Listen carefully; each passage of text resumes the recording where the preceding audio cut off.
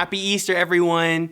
I am so excited this year about Easter Jam. I know it's not the same as an Easter egg hunt or all the festivities we get to do normally, but we're still gonna have a great time today with our families at home. So I wanna encourage everyone, moms, dads, brothers, sisters, grandparents, if you're there, to come on in and we're all gonna celebrate together for this Easter Jam. I'm gonna hand it over to Trey, and he's sort of gonna direct the service and tell you the instructions on the games and the singing and everything like that. So come on in and enjoy that. We're gonna have a party this year at home for Easter. So love y'all guys and happy Easter. Hello everyone and happy Easter. I'm Trey and I am so pumped for what's about to happen. Now before we get started, there's only one thing you need to know. Easter Jam is for everybody in your family. So if you're a teenager, this is for you. College students, you too. And if you're a younger kid, get ready. We're about to have some serious fun and we need you to lead the way. Adults, buckle up. This is Easter like you've never done it before. No matter who you are, we want you to know that Easter Jam is for you. The only way to not have fun is to not participate. So look around. Is anybody missing? If so, hit that pause button and go get them now. We're getting started in 3, 2, 1. Easter, a time for fake grass, plastic eggs, these things, chocolate bunnies, and people dressed as bunnies. And then there are the weird parts of Easter, like fake grass, plastic eggs, these things, chocolate bunnies, and people dressed as bunnies, which is interesting. But what does all this stuff have to do with Easter? And if this holiday is about more than candy and wearing uncomfortable clothes to church and lunch with your relatives, what makes Easter happy? Okay, hear me out. There are only two kinds of people in the world. People who love these things and people like me. I just don't get it.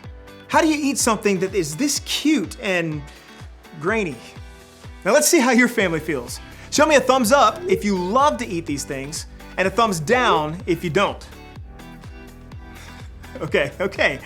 There are a lot of different opinions out there. But no matter how you feel about eating peeps, you're gonna love this game.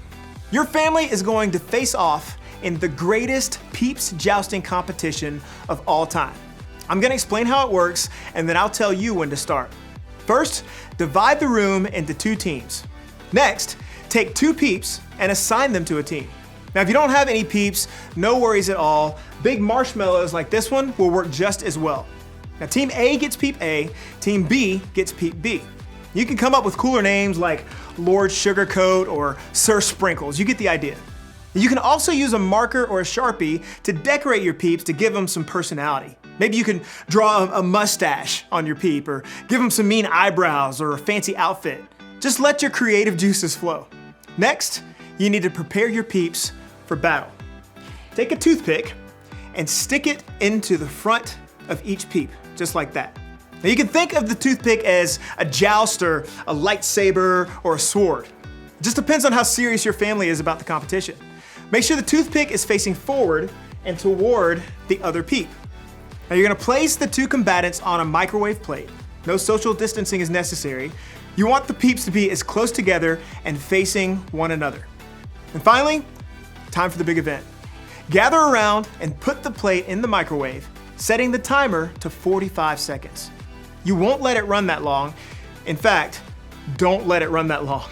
Then press start. Watch at a safe distance until the peeps drop their toothpick sabers and one touches the other. The toothpick that touches the other peep first, that peep wins. Now, as soon as this happens, you're gonna wanna stop the microwave. Trust me on this one. Stop the microwave. Okay, it's time to settle this thing. And don't forget to snap a pic of that photo finish. It's go time. Press pause now, and I'll wait here.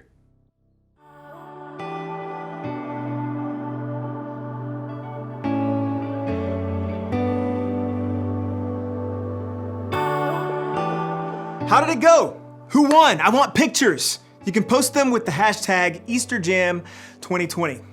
Now, I have to admit, this was a lot more fun than I thought. And also, this happened. Jeez. All right, you ready for another game? For this one, you need a laundry basket and socks. Lots of socks. Clean or dirty, doesn't matter, as long as they have a match. Now, if you need to, go grab those things now. Press pause. I'm gonna go wash my hands, and then I'll explain the rest.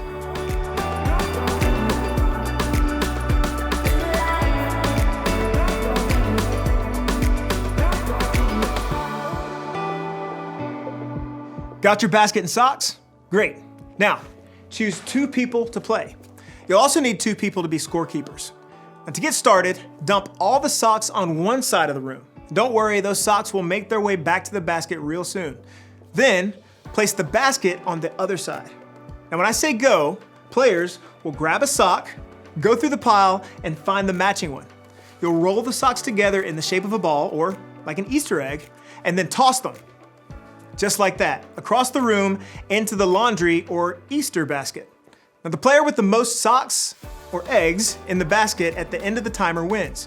If you don't have scorekeepers to help you count, you have to keep up with that number on your own. So that means everybody's on the honor system, all right? Parents, I'm looking at you. Okay, now if you need to, press pause now and get everything and everyone in position for the game. I'll wait here.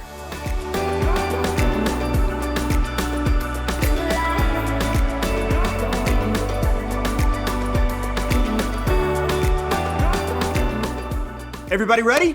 Great. We're putting a countdown timer on the screen right now, and this Easter egg throwdown is happening in 3, 2, 1, go.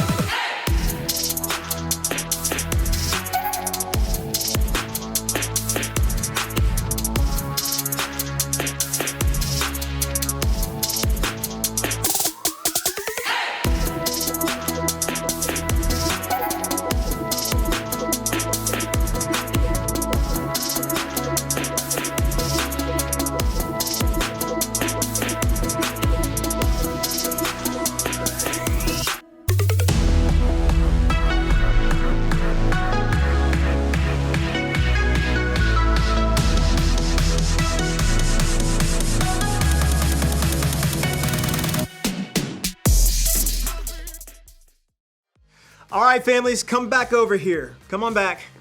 Who won? Okay, that was wild. And whoever won gets socks. Okay, just kidding. But adults, make sure whoever won the challenge gets a special treat today. Now, I hope you're having fun so far. We're celebrating because today is Easter. And if you don't know the whole story of Easter, that's okay. Today we'll talk about what makes today, maybe more than any other day, a happy day. But before we get there, I know you have a lot of family and friends who would love to hear from you. And to make that happen, you have a few options. Pause this video and pick one of the challenges on the screen to wish your peeps a happy Easter.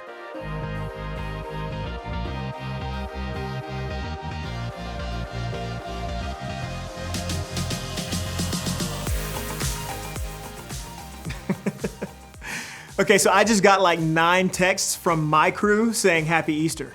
Thanks, fam. Real nice. Now, even though we're celebrating a little differently than we have in past years, that's okay. Easter is still happy. And that's not just because of peep wars or Easter baskets or chocolate bunnies, although those things are awesome. It's still happy because of what happened thousands of years ago at the first Easter.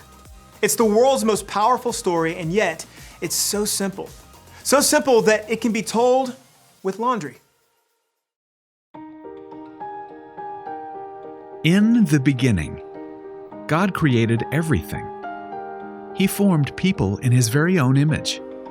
But then, we turned away from God. Sin entered the world, like a dark stain. Still, God loved us so deeply that He made a plan to rescue us. At just the right moment, God sent His very own Son, Jesus, to live among us. Jesus healed hearts, and minds, and bodies. Thousands gathered to hear Him teach. Instead of giving lots of new rules, Jesus turned things upside down by making it simple. Love God, love others. After 3 years of traveling and teaching, Jesus and his disciples entered Jerusalem to celebrate the Passover feast. Huge crowds gathered to welcome him. But while the crowds cheered for Jesus, the religious leaders made plans to arrest him. He was turning their world upside down, and they wanted him gone. As Jesus celebrated the Passover meal with his friends, he told them that he would be leaving, but would return. His friends didn't understand. That night, one of Jesus' followers, Judas, led soldiers to arrest him. The religious leaders gave Jesus a fake trial and then sent him to Pilate, the Roman governor, who could have him killed. Pilate found Jesus had broken no law and tried to release him. But a mob called for Jesus to be killed. Pilate gave in and handed Jesus over to the Roman soldiers.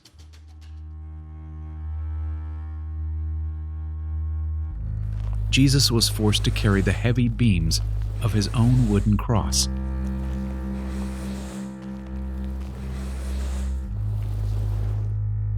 On a hill called Golgotha, the soldiers nailed Jesus' hands and feet to the rough wood. The soldiers and people who passed by laughed and mocked him. But from the cross, Jesus asked God to forgive them. Finally, Jesus called out, "It is finished." Then he died. The earth shook. Rocks split open. Even the soldiers cried, "Surely he was the Son of God." One of Jesus' followers took his body and placed it in a tomb cut from the rock. A huge stone blocked the entrance. Jesus' friends were devastated. They had believed that Jesus was the one God promised, the one who would rescue them, but now he was gone. Their whole world had turned upside down. Jesus' friends stayed hidden in fear for 3 days. But early Sunday morning, Mary Magdalene, a close friend of Jesus, hurried to the tomb. She planned to anoint Jesus' body with special spices. As Mary neared the tomb, she saw the stone had been rolled away. The tomb was empty. Mary turned to see a man standing near. She didn't recognize him until he said, "Mary." It was Jesus, alive. Jesus told her, "Do not hold on to me. I have not yet ascended to the Father. Instead, go to those who believe in me." Jesus, God's Son, became like us to lay down his life. Through God's power, he defeated death for all of us, and sin was washed away. One day, he's promised to return, so we can live with him forever.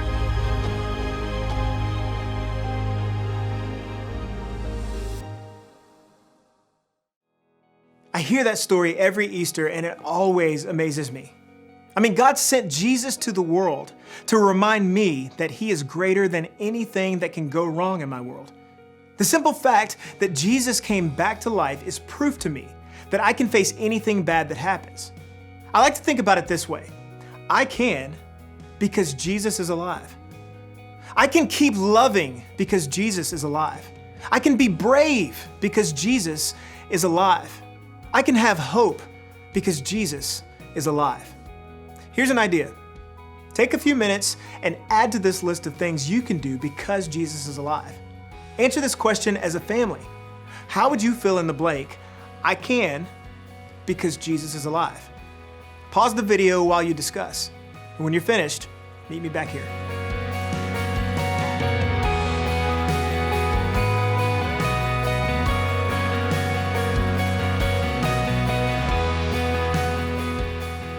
Awesome.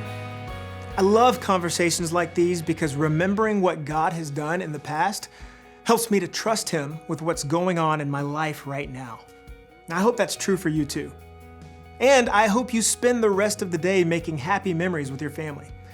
To get you started, here's one last challenge. Now for this one, you'll need to decide who is the technology genius at your house. Maybe it's a step parent or an aunt or maybe an 8th grader. Either way, decide who that person is now. Got it? Awesome. Now, as soon as this video is over, I want you to go outside and take a family Easter photo. You can be dressed up or you can be in your PJs. It can be totally normal with smiling faces or silly with one of those filters that turns your face into a bunny rabbit. No matter how you do it, take a family photo and make it awesome. Then share it to social media. Remember to use the hashtag EasterJam2020 so we can see your family's Easter style. Maybe now more than ever, this is a time to celebrate and remember God's faithfulness and the hope He gives us in Jesus. After all, that's what makes Easter so happy.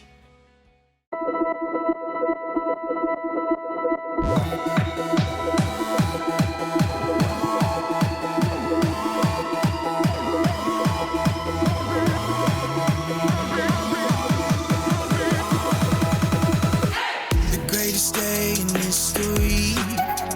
Death is beating, you have rescued me. Sing it out, Jesus is alive. The empty cross, the empty grave, life eternal, you have won the day. Shout it out, Jesus is alive. He's alive. Oh, happy day, happy day. You wash my sin away. Oh, happy day, happy day. I'll never be the same. Forever I'm changed. I'll never be the same. When I stand in that place, realize meeting face to face. I am yours, Jesus, you are mine. In this joy, perfect peace, earthly pain finally will cease. Celebrate, Jesus is alive.